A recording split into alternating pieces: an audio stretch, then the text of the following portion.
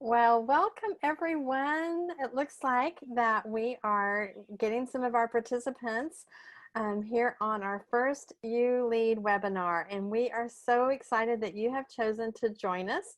It is raining here in Nashville. I don't know what it's like in your neck of the woods, but we are so excited to come to you and just have a conversation. So we want you to be part of it if you want, and we'd love to for you to do this as far as interaction, is that you can go to the chat section at the bottom of your screen and you can open that up. And if you want to just tell us who you are and where you're from, we'd love to know who all is joining us. So you can do that. And if not, that's fine too. We'll be fine with that. We are recording this particular webinar because we do want to make it available to other people later, and so just know that it's being recorded. We also want you to know that there is an opportunity for you to ask questions. So also at the bottom of your screen there is a button that should say Q&A. So if you have a question you would like to ask our panelists, we'll give you the opportunity. We'll have to probably watch our time, but we'll try to get to as many questions as we can. I want to introduce you to the panelists. So let's pretend, we have not been able to do a live You Lead event, except for one we did in New Orleans in January. So that was it. COVID hit in March.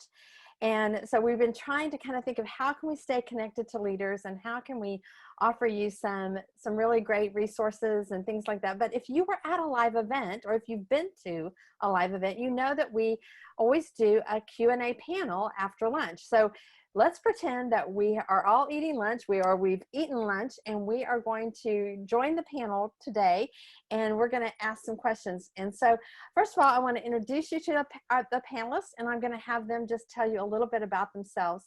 We've got Casey Merrifield, Brenda Croston, Mary Margaret West, and Kay Herda. So I'm going to just take it one at a time. Casey, introduce yourself and tell us a little bit about where you're from and what you do.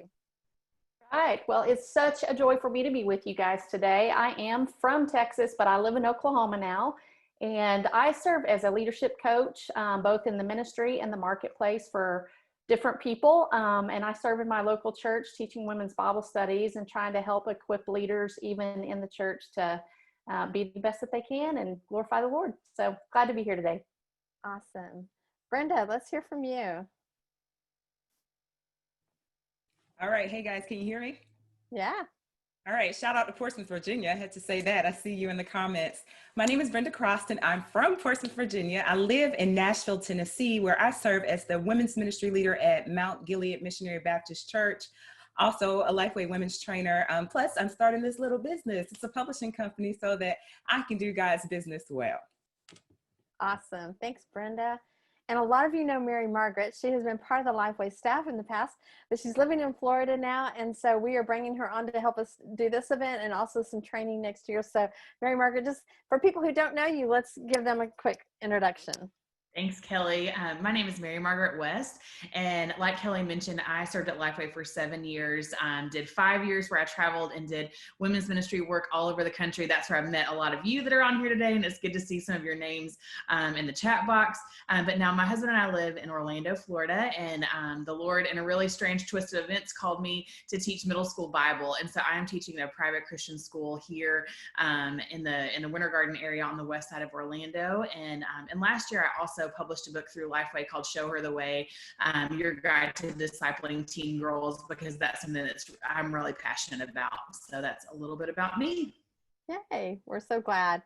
And Kay, a lot of you know Kay. Kay Herda is now in Florida, and she has helped with a lot of our Living Proof Live events. She's helped with You Lead for several years. So Kay, for those of our audience that don't know you, kind of tell us a little bit about you. Yeah, thanks, Kelly. And it's true. I've been, for 14 years, I've been an events counselor for LifeWay, live events, and that's been such a privilege and a joy. I hope I've prayed with many of you there in the chat side. I also, my husband and daughters live in Bradenton, Florida. We're on staff at Bayside Community Church, and it's a fantastic place to be, especially now. I'll tell you that. Yeah, so just privileged to be here. I'm a counselor by training, and looking forward to our time today. Well, I think all of you can tell that we have a real variety of people who are on the panel today, and they have a lot of different expertise. And so one of the things that we did at LifeWay Women is we posed some questions on our Insta stories a few weeks ago. And so some of you may have been following LifeWay Women on our Instagram account, and you may have even seen some of these, and you may have even been part of the answers. But these are going to get us kicked off onto kind of some of the questions that we want to jump into. And these are some basic ones that we thought, hey, these are things that leaders really do want to know about. So we're going to start with that. And here's the first question. It was about communication and the challenges that we have in leadership with communication. So we gave women the option on this of whether the biggest challenge was communication with your team or communication with your church community. And overwhelmingly, women said that communication with their community was the most difficult. So if that's you, and it's like you really, and especially with the COVID, virus has happened, it is a challenge to communicate with our women. So let's talk about ways, no matter whether we have coronavirus or not, communication can be a challenge. So Mary Margaret, I'm going to have you jump in and just maybe talk about maybe some ways that you have found that have been really good to communicate with women. Absolutely. I think that there's so many different ways now, almost that we're to that point of being over-connected, that I think we've got to really laser focus in and try to find what are the specific ways that you know best how to connect to your women, and where are they? And so if that's on social media, it's saying like, are my women more primarily on Facebook or Instagram or Twitter, or where are they hanging out and spending time that they'll engage with something that's going on, so that you're not just you're not shooting stuff everywhere all the time, but you're really trying to aim well, and you're telling women that this is where you can find us, this is where you can engage with us and learn more. And I think also it's trying to figure out like, what are your best kind of like routines of communication with women? Like, how often do you want to say something to them, and are they expecting to hear from you? And I think that's one of the biggest hurdles for some of us is getting those things on the calendar and saying, hey, every Tuesday I'm going to send out a newsletter, or this is the way, so that women sort of know what to expect, but that it's a part of your day and it's a part of your routine, and not something that's like, oh, I should write another blog post or I should send out a newsletter. But it's something that just becomes really routine. And I know for personalities like mine, that can be really challenging. For some of you type A people, you love that. And you're like, yes, that is my jam, to be all kind of planned out. But I have to make myself be that way so that people know what to expect from me. But I think while there's a variety of different ways you can do it, it's just being consistent in whatever you do and making sure it's in avenues that really are engaging the women that you're trying to reach. I think that's really good. Those are good advice. And I know that you do a lot of communication with younger women too. But Brenda, I know you're a little bit in a smaller church, and I think there's probably a lot of ladies on our webinar who represent maybe the smaller church, or maybe there's an older, like I know that maybe you have a lot of older women in your congregation. So sometimes I get the question, hey, this works for this group of people, but maybe it's not working for this. So can you address maybe some of those differences that you have found? Sure. So yes to everything that Mary Margaret said, but find the person in your church that's the influencer. So whether you're sending out email blast or text or whatever it is, your mode of communication, find the person that's the influencer and get them on your side. Whatever you have to do, win them on your side, because what's going to happen is word of mouth. The influencer is going to tell her circle, who is most likely the influencer circle, and then word will spread. So make sure any information that's going out, you get the people that are most involved in the church to get the information out for you. Yeah, and talk a little bit, any of you maybe jump in and talk about maybe a challenge that you might have had with different generations and how you've addressed that. How do you address communication with different generations? So I can start. When I first started in this position, one of the older women pulled me to the side and she said, listen, we want to feel like we're involved. But if you make all the plans, you do all the advertisement, and you don't talk to us, then we're not involved and we're not invested and we're not coming. So she told me, she said, hey, go to every meeting. So we're in COVID now, so you can't go to meetings, but maybe if they're having virtual meetings, or if you know that they're having maybe a Zoom meeting, get involved with that and talk to them and find out what their space is in your plan. How can you fit them in your plan? because if they're involved, they're invested, and they'll want to come alongside. And Brenda, I'd love to hop onto what you just said, because I think that's so important. And it really tries to remind us that we've got to go where our women are. And I think too, like there have been moments when I have had to go to like a senior adult women's Sunday school class and just say, hey, like this is something we want you to be a part of. But also I think as some of you are building teams in your churches, if you're looking around and if you have the demographics of the women in your church represented on your leadership team, it's going to be so much easier to communicate with all of those different types of women, because the leaders are going to be with you. They're going to hear from you, and they're going to know how to communicate to the younger girls in your church, to the senior adult women, everybody in between. They're going to have those ends and those avenues. And I think we all want to know that we're included and we're a part. And so often when somebody invites me to do something, to be a part of something, my first question is, well, who else is going to be there?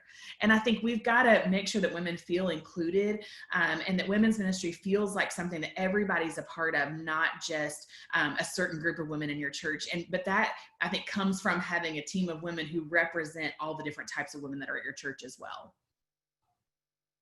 I think that's a really good advice, Mary Margaret. And so we've decided to do something a little fun and interactive on this particular question. I've never done this before, so I'm praying that this is working and going to work. But we're going to take a poll from you and find out some communication challenges. So I'm going to hit to this. If you can see it, click on what are your favorite methods of communication. I'm going to launch the poll, and you can see this, and we can just click on, is it email? Is it Facebook? Is it Instagram? Group text message? Church newsletter? Maybe it's something else that I didn't list here. This is so fun, you guys, just to see how y'all are, like it's just jumping around. This is so fun. All right. I've got about 80% of you, 82% have voted. This is really fun. Okay, so it looks like, I think this is really interesting. I'm going to end the poll real quickly. Oh, we still got a few more coming on here. So it looks like that Facebook is kind of the winner on this. Like a lot of you, that is your favorite method of communication. And email is second. Group text message, I think that's really interesting. So some of you maybe have figured out how to do some mass group text messages. So I think that's really good. All right, I'm going to share the results. Can y'all see that? Everyone, number one, Facebook, 59%. Well, that is really fun. Okay, I'm going to exit out of the poll for a second. And I do think I'm going to just jump in there and just say, email, we tend to think maybe younger people don't like email, or that's not the best way to communicate. But everyone I've talked to, or most communication and marketing people, say that don't forget email, because it goes to the person and they have to do something with it. Either they read it, they delete it, or it's there. But the good thing is they can go back to it and they can re-look at it. So that's a really good, important part of communication. But I do think Facebook has been a really important part, especially during COVID.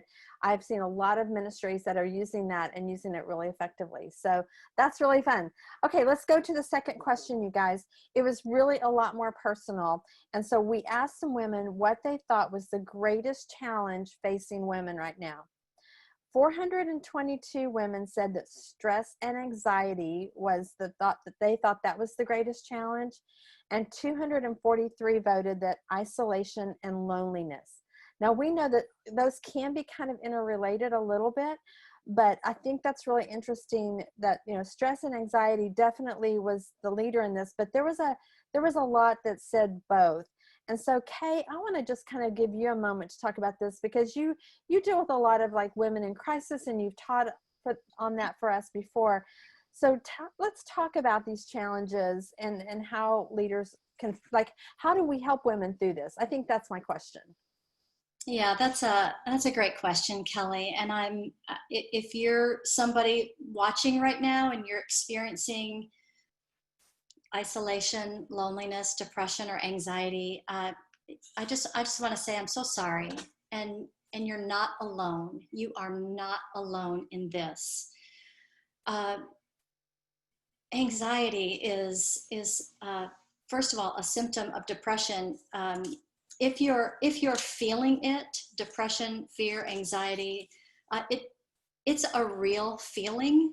It doesn't make you weaker to feel it. It makes you human. It's what you do with it is that what matters, right? And so I think the first thing you want to do with anxiety is to kind of follow the fruit down to the root, if you know what I mean. Like if the fruit is anxiety or depression, that's what I'm feeling. I want to follow that down to the root and see if I can determine its cause. You may be able to do that just with some reflection and meditation and some time alone, some solitude and silence, or you might need to see a doctor. There might be something physically happening in your body. You might want to talk to a therapist just to kind of, I think everyone should see a counselor recreationally. I'm for it completely. I have mine on speed dial. And so, so determining the cause is super important. And then there are a variety of tools, Kelly, that you all can use to kind of lower that anxiety, like breathing. So while I'm talking, just ask you guys to just take some deep breaths. Just take a deep breath and hold it for 4 seconds and then breathe it out slowly. Deep breathing, coloring, adult coloring books have made a comeback. And so coloring can reduce anxiety. Sometimes time alone, but again, if you're already feeling isolated and lonely, that's probably not the go-to. Gardening is a great anxiety and stress reducer. Avoiding caffeine, and of course, trying to eat healthy and stay healthy, which it was kind of hard in the COVID season. They call it COVID-19. I wonder for the 19 pounds I put on, I think, during COVID. I'm not sure. Just having a support system. And you're going to love this one. And this is real research. Studies have shown that if you eat a small amount, not the whole bag of dark chocolate Hershey Kisses, but a small amount of dark chocolate every day for 3 consecutive days, it reduces anxiety. Of course, meditation and prayer. There's just, casting our cares on the Lord, trading our anxiety for his peace. He's promised to give us his peace. Exercise is the number one stress reducer that I know of. Music, pets, just being in nature is a help for people suffering with anxiety.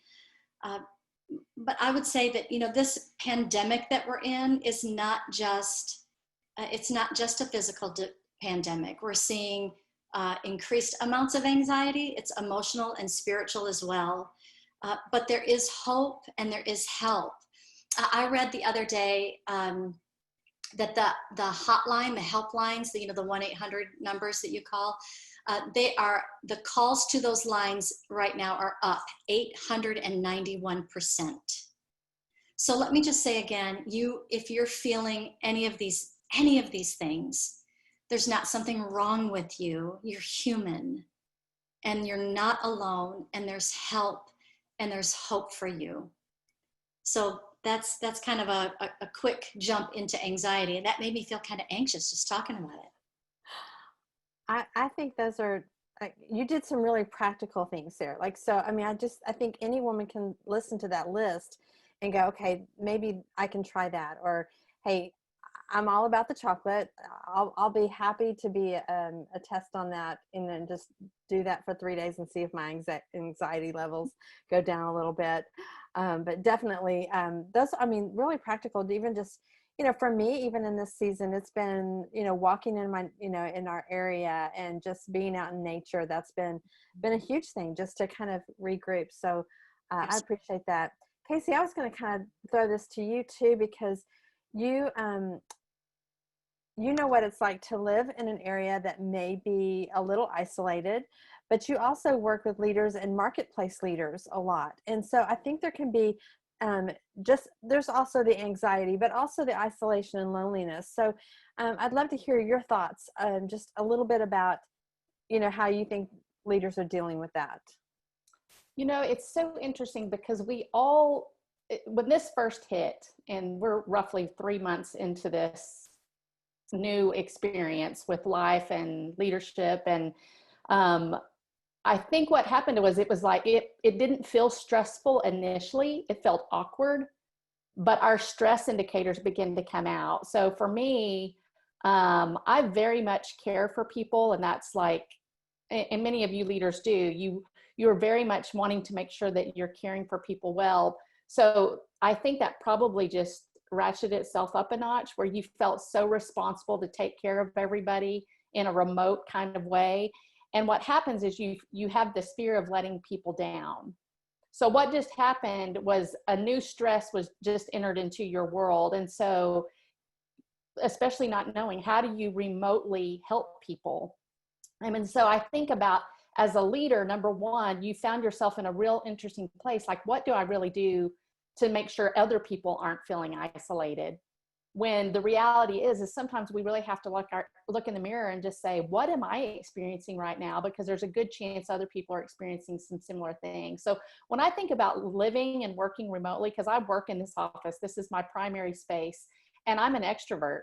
So I already know that I need to have outreach with other people. I need to be engaging with other people really intentionally. What I found interesting when I walked into this is, in my close circle, I have a couple of friends that are very introverted, and they're very detail oriented, and they make decisions just based off of the black and white, not really around how people respond to things. And I was like, let's jump on a Zoom call. I have got to see your face. Well, they were like, we are done with technology. Our kids are on Zoom. Everybody's on Zoom. Everybody's doing anything.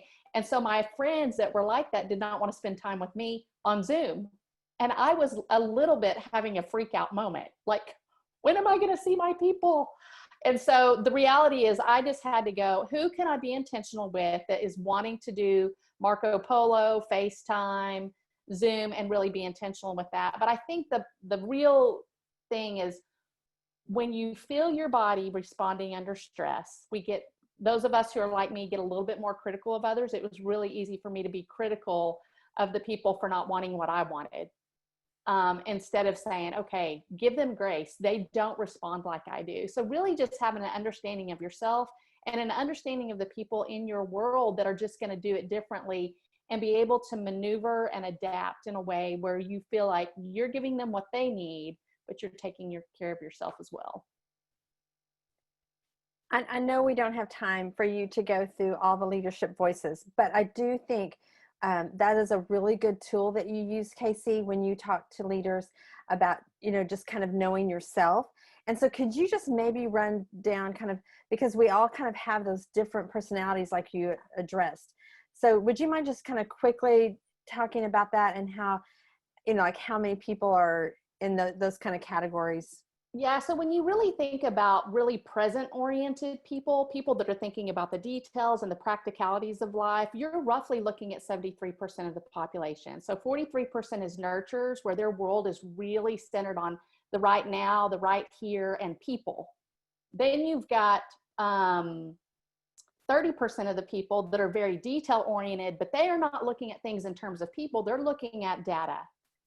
What is the news saying? What are the reports saying? And so they're not making decisions based off of people. So when you think about those people, what just happened in their world is, under stress, they really start thinking about the future, and they almost catastrophize.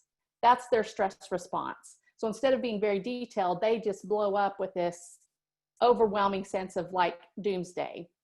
Well, then you look really at the other 27% of the population that are very big intuitive type people. Some of them are geared around the people aspect of it, and that roughly is about 11%. And so they're really starting to get really frustrated that the people in their world are not engaging the way they are, and they get really deep down into the minutia of things. When you think more of the pioneering leadership, these are the people on top of the hill saying, this is where we go. Their biggest concern during this time is fear of failure. And so what happens to them is they start trying to do whatever strategy they can, and it can almost overwhelm the people in the world. So I think the more you understand that, and feel free to reach out to me, I can give you a resource that will help you about those stressors and thinking in terms of that. I would be glad to send you just a snapshot of that. But it just helps you know, gosh, I sent it to all my friends. I said, okay, if this is what you're doing during COVID, don't worry about it. This is so natural under stress.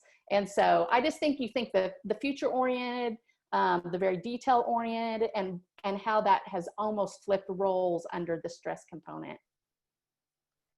Yeah. So, and Michelle actually in the chat section listed the book, The 5 Voices, How to Communicate Effectively with Everyone You Lead, which that would be a really good resource that people could they would learn a little bit more about the voices too. And you could go to 5voices.com. I think that's still the website, and it's the number 5voices.com. You can find out more there too. Mary Margaret, I thought it might be interesting to hear from you because you've been teaching school. You've got middle school girls, and we know that stress and anxiety has been really high among our younger girls and our younger women. And even though a lot of you are leaders of women's ministry, we know that our girls ministry is really a part of who we are. So Mary Margaret, can you kind of talk a little bit about that and maybe what you've seen and how you feel like you can try to help our teens through this? Yeah, absolutely. It's so interesting being around middle school students all day because they will tell you just about everything that they're thinking and feeling, and most of them are very expressive, and so they're not afraid to say, "I have anxiety. Like I feel anxious. I feel really depressed about this." And they will put all of these words to what they're feeling. Not all of them, but a lot of them will. And I think for a lot of students, teenagers, college age students, it's asking some questions to get a deeper understanding of what's really going on, because they hear all these labels that we put on everything and then begin to put those labels on themselves, which then causes a lot of conflict, I think, inside of their heads and their hearts. And so I think the best thing to do is just begin to ask questions. If a teenage girl in your life is saying like, I have anxiety, just start to ask some questions like, well, what's making you feel anxious? And just because you feel anxious about something that's happening right now doesn't mean that you have anxiety, but it means you're feeling anxious right now. And that's okay. And trying to help them process through, just like you would with a grown woman, the things that they're dealing with that are making them feel that way, and kind of what some of those root issues are that are the same for us as adult women, that we walked through during adolescence and puberty and as a teenager and all of that. And they've just got, they are hearing everything that's going on. They're trying to figure out how to take it in. And it was so interesting to teach online during this last quarter and try to figure out how to communicate with a bunch of middle schoolers online, which some of them loved. And some of the kids who were the most outgoing, the most engaged in class, were the most disconnected online. And I think it's proof where we're so often, we see these disconnects that happen between the real world and the online world. And I got to see it in a real way by watching these 7th and 8th graders as they tried to figure out how to connect. And I checked on a bunch of them just saying like, are you okay? Because it was so not their personality to be that quiet. But, they were just saying, this is just really hard. Like, it's just really hard to be at home. It's really hard to be with my family this much, or just whatever it was that was bothering them at the time, but there are these disconnects when it comes to our online lives and our offline lives and the way that we communicate with one another. And I think it just very much showed the need that no matter what age you are, we need each other. We need to stay connected. We need to continue to ask questions and check in on each other. And so just like you would an adult woman, don't hesitate to ask a teenage girl, because she may be using all of these words and using all of these things and saying what she's feeling because she's hearing it on social media. She's hearing it from her mom. She's hearing it from other women in her life, or from the news, or whatever it may be. But just to take the time to ask some questions to figure out what really is going on, because there are a lot of teenage girls who could also really benefit from counseling, and who could really benefit from having an advocate in their corner that really can help them navigate the difficulty that middle school and high school are, because we all remember it was difficult. So it was a wild adventure trying to teach online. But I think I really learned a lot about my students in the process. But I think just engaging with them in whatever way you can. And for me, even that became, there was a group of 7th grade girls that used to have lunch in my classroom every Wednesday, and we just moved it to Zoom, and we would have lunch online every Wednesday. And it just helped us to still feel connected. And so I think we've just got to find what works and try some things out. And if everything doesn't work, that's okay. But just to do the best that we can. I think a lot of us have learned over the last few months that we have talked a lot about building biblical community, but we have lived with, we have lived in a season where we really have kind of craved, like, just, we need each other and we need to see each other. and missing each other. Even just at work, not having my work family to see, that really does kind of affect you in that particular way too. So I appreciate that. Okay, I'm going to go to the third question that we posed, and this was an interesting results, but the question was about whether women would rather discuss how to minister to hurting women or discussing their own personal needs. So we said, hey, would you rather us talk about how to minister to hurting women, or would you rather us talk about how you have needs, how your own like kind of personal soul care? And so this was split like almost down the middle, which means that not only are there hurting women in your churches and in your life, but we have leaders who are hurting, and some of those are you. I mean, we know that some of you are carrying hurts, and that's a really so I think let's talk about what you've personally seen and how we can address them. So Kate, like, let's talk a little bit about that, and like, just how do we minister to ourselves? Like, if a leader's hurting, what are some good practical things we can do? Wow, that's a great question.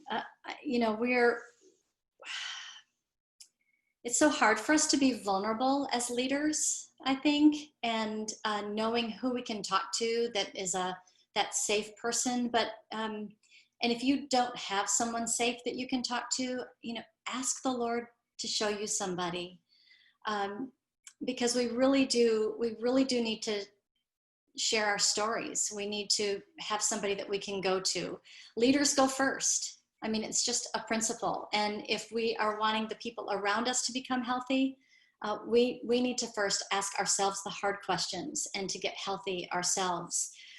If you are tapped on the shoulder as that person who is considered safe, I would say this, and this has been my mantra. If she's going to take the time and the vulnerability to tell you her story, listen to it. Listen well. You will love her well by listening well. And that's even true of just all the anxiety that we're feeling. We're so hardwired for connection, right? That now that it's been kind of distorted and cut off for some, and maybe home isn't a safe place for many, we've been cut off. So I would say, listen. Find someone who will listen to you. And then if you're that person, listen well, listen without judgment. You don't have to you're the answer or the root of the problem. Just listen. Galatians talks about bearing one another's burdens. And it's so important, and it's so true that there are things that you're walking through right now as a leader that are just too heavy for you to carry alone. And you need a bucket carrier next to you. So we need to be super good listeners. This current generation X and Z, they don't know how to persevere in trouble. They've not learned that. And so especially with some of our younger leaders, we're seeing that they're panicked. They don't know how to persevere through the hard time, the difficult time, the season that we've been in.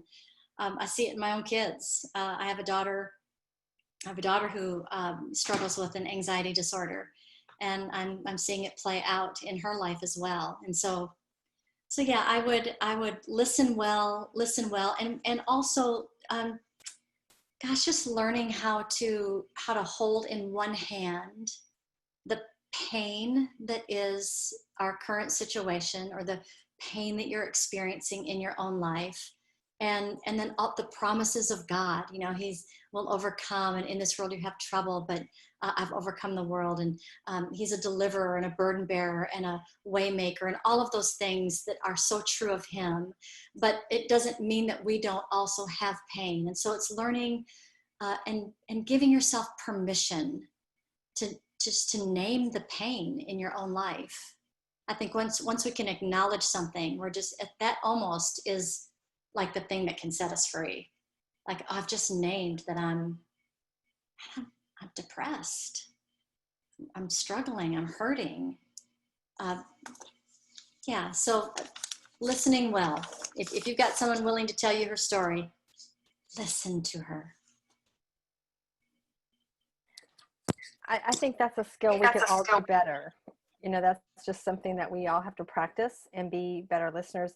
I do want to make a mention, because we are on this topic, that we have started a new kind of initiative at LifeWay, and we're calling it You Lead Ministry Care. And so Michelle Hicks has been kind of watching the chat section. And Michelle, I might have you kind of put that particular website or how they can connect to that. But we're offering you 15 minutes of just, if you need encouragement as a leader, or you need someone just to pray with you, or maybe you just have a question about ministry and you just want to talk to a seasoned leader. These are not counseling calls. We're not trained counselors. These are just encouragement. These are just women who are there who have been in your shoes before, and they want to be there and walk along beside you. So we would encourage you to be a part of the You Lead Ministry Care. And you can sign up for those calls as well. Brenda, I thought I would kind of throw this to you too, because now that we have kind of come out of, I mean, even though we're still dealing with coronavirus, and we still are just now kind of relaunching and re-entering in some ways. We've got another set of stressors in our life with racial reconciliation and listening. When Kay was talking about listening, I think that that's been an important part of this conversation. And so what would you tell leaders? I'm kind of putting you on the spot here for a second, but because this was not a prepared thing, but I'm just thinking, as we were talking about listening, how do we listen well to our friends of color, and how do we be better leaders in that area? Let me unzip my jacket for this one. So let me say this, and this is live, so we can't cut any of this out. We are the 1 Corinthians 12 church, or we should be. And so we first have to deal with ourselves so that we can adequately deal with others. And by that, I mean, I first have to admit to myself, what am I feeling in my heart about other races? And this goes both ways, whether you're African American, Caucasian, whatever. How am I really feeling? God, show me, how am I feeling about all of that, all that's happening, about people who are different from me, and what do you want me to do about it, right? And then we have to give people grace. We have to give people grace. We have to understand that we are not in their shoes. Even as an African-American woman, I am not in the shoes of the woman who lost her husband. I am not in the shoes of the woman who lost her daughter's father. I'm not there. And so I have to give grace there and not judge about what I should do.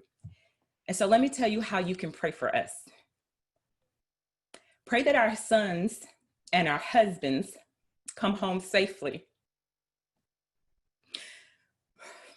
Pray that when you look at me, that you see me for me. That if you decide to friend me or unfriend me, that you will do that based on my character and not on my color. That when you see my boys in the street who are 6'1" and 5'11", big Black guys, that you won't be afraid just by looking at them on the outside, that you'll give grace, and that you won't always assume the worst about somebody who's different than you. And so pray that Black mothers and fathers won't hold animosity in our hearts. Christians, I'm speaking about Christians now, that we will really abide by God's word, because we cannot teach anybody else how to love us if we can't love ourselves. The whole point is mute if I'm unable to love you, because the Bible doesn't give us any stipulations. Hey, love them if they did this. Love them if they do this right. No, it just says love. And so pray for us in that way, that we won't harbor animosity in our hearts, and that we will raise our voice. Isaiah 58 calls for us to raise our voices. You don't have to burn anything. Please don't do that. You don't have to burn anything, but raise your voice. And I'm going to say this final thing. And I hope all of this ties together, because I was thinking about this, but I wasn't sure if we would address it. It is incumbent upon us as Christians to say something. Silence is cooperation. And if you know it's wrong, say it's wrong. And if you're in your circle and you hear conversations that are not pleasing to the Lord, that speak of other ethnicities as less than, stop it. Kindly and in love, but rebuke it. And that goes both ways, because so many things are happening to African Americans. We have the potential to get in our conversation, get in our small circles and say ugly things. God's not pleased either way. God's not pleased either way. And so this is the last thing, I promise. I promise. Your children, please make sure that you tend to your children well in this area. Don't teach them not to see color. Teach them to see my color and appreciate that we're different. Teach them that the beauty of God is diversity, that my kinky hair and my full lips and my wide nose is God's diversity. And because of that, it's beautiful. Speak to your children in that way. That's the best thing I can say in this moment. Well, that was powerful. And I think we all needed to hear that. No matter, Michelle, I was even going to suggest Dorena Williamson, who is speaking at this year's Women's Leadership Forum, has written a children's book called Colorful. It's Colorful, F-U-L-L. And it's actually on sale for $5 right now at LifeWay.com. And it would be a great, when you talked about how we talk to our children, it's a great children's book, and just how we embrace the design that God has given us and seeing each other in God's image. I think that's huge. So thank you. Thank you so much for sharing that, Brenda. I really do appreciate that. Thanks for the opportunity, Kelly. Yeah. I do want to open up. We've got around 20 minutes, a little less than that. And I want to go to the questions and answers. So Michelle, I'm going to ask you to jump on here, and panelists, you can unmute, everybody unmute, and then we can just, all of us jump in if you've got an answer. So Michelle, would you kind of tell us any of the questions that maybe you've gotten? Yes, absolutely. You've actually answered a few of them along the way, but I wanted you to address this one in particular. It relates to someone who's having rapid growth in a Bible study. They basically had a women's group of about 12, and then they went to 36, and that's great, right? Everybody loves that. But in the midst of all that, there's always growing pains. And I'm summarizing this a little bit because it was a kind of a longer question. But how do you find the right balance in this? Some people want the smaller group. Some people are so excited that the group's grown. They've tried to, within the group, divide into smaller groups and have, discussion and share time. But what would be some just some good tips on helping women and just help them in that particular situation where they're seeing growth, or maybe, either way right now with the virus and people not being at church, maybe what used to be big is now small. What was small is now really big. That start with that one. And then I have another related question to small groups that came through. Can I jump in here? Mm-hmm. Yeah, whoever wants to jump in. So as an educator, know that smaller groups are better because you're going to be able to discuss. You're going to give people the freedom to feel like they can speak. And also, when people don't want to break up their group because they're accustomed to being together and they like the growth, remind them of multiplication. Why can't I say that word? Get them excited about multiplying. That empower them and empower them by saying to them, hey, what we've done here, now we're going to task you and 4 more other women to do that again. And when your group gets to 8 or 10, you multiply again. And that way God's word is being spread. And so if you get them excited about multiplication and tell them the idea of why your small group needs to break up, then they may be on board.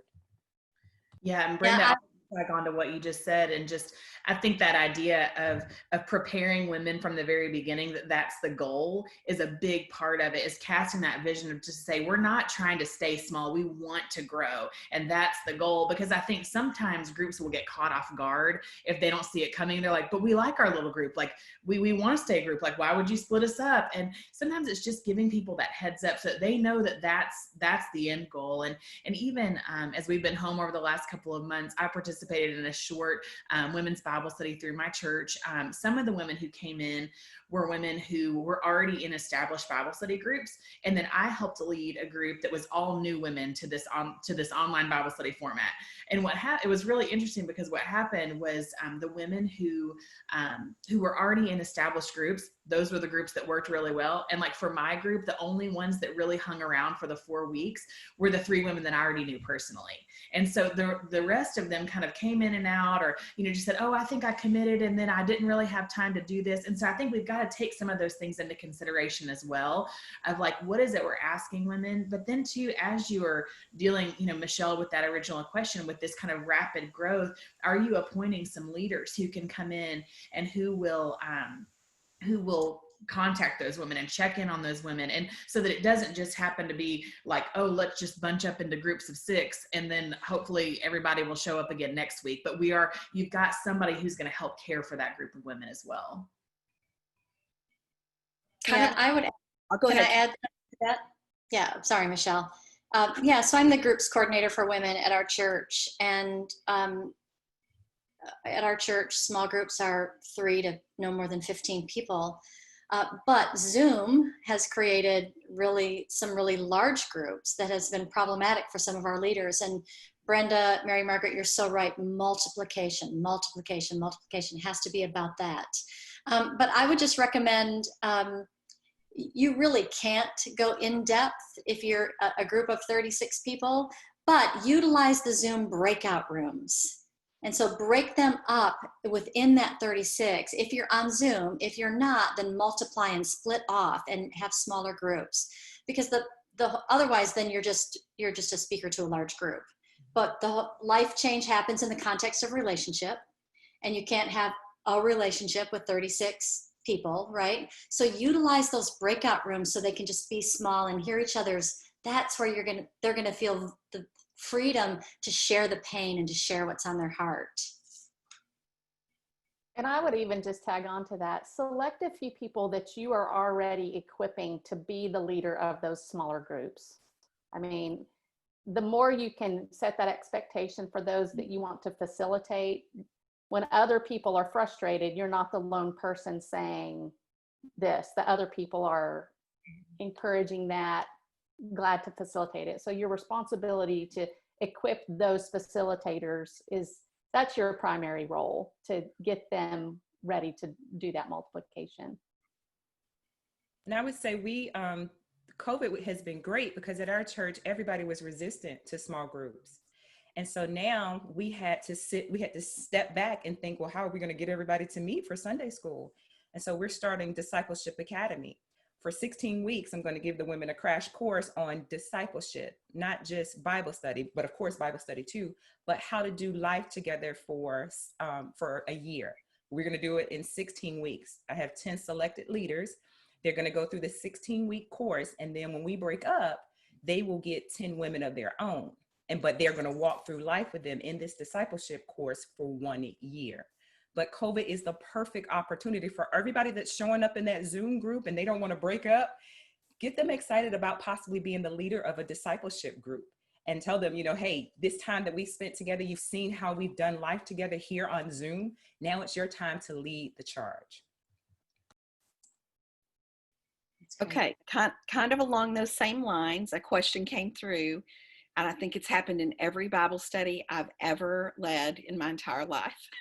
How do you deal with the woman who monopolizes the conversation, always has something to say? She is going to make sure her answers are there, and how do you just really balance that? I know the smaller the group, hopefully at some point you can definitely other people would talk, but it can happen in a group of 3 or 4 or it can happen in a group of 36 or, however many. Just speak to that really quickly. Okay, Well, I I'll jump love in. this one. Okay. you go. Okay, Casey, I'll let you go after. I know. So I have been that woman. Okay. I am that woman. Since I was in grade school, I'm the one who always had thought that I had the answer. It didn't matter if I had the right answer. I always had an answer. But some of that is maturity on the part of the person in the group, and it could take some time. And you do have to be careful when you have a dominant kind of personality in a group, and make sure that you allow for conversation, and if you need to just say, hey, can we hear from some other people? Let's make sure that everybody gets a chance to talk. Let's make sure, or even on the front end, I'll say, everybody look for one question that was the question this week that you loved the most, and be prepared to share from that. And so it kind of limits, to just say, hey, think about the one question you would want to answer. I've also just, at the beginning of a group time, I've just prayed, God, I pray for balanced discussion today and that everybody gets a chance to speak. So those are some easy tips, but Casey, jump in there.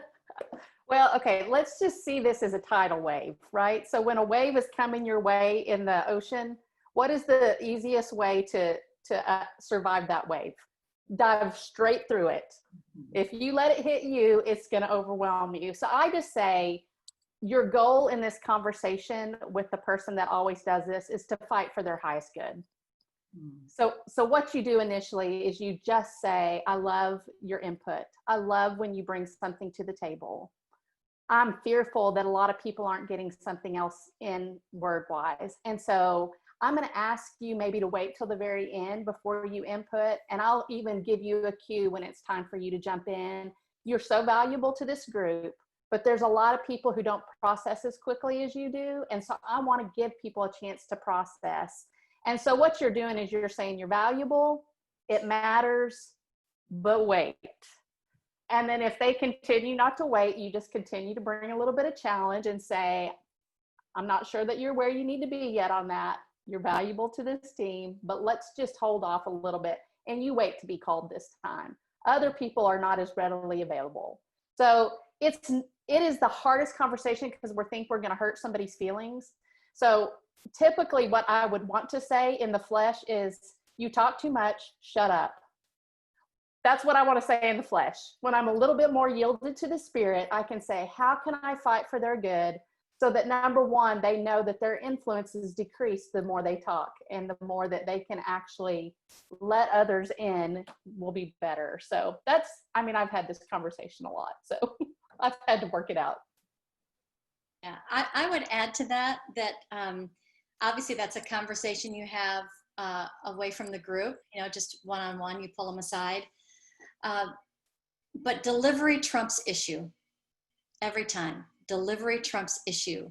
My husband has this gift. He's a woo, and he can sit down with you and tell you you're just in sin and all these things, and they'll look at him and say, oh, thank you. And so, I might say it, they're like, what?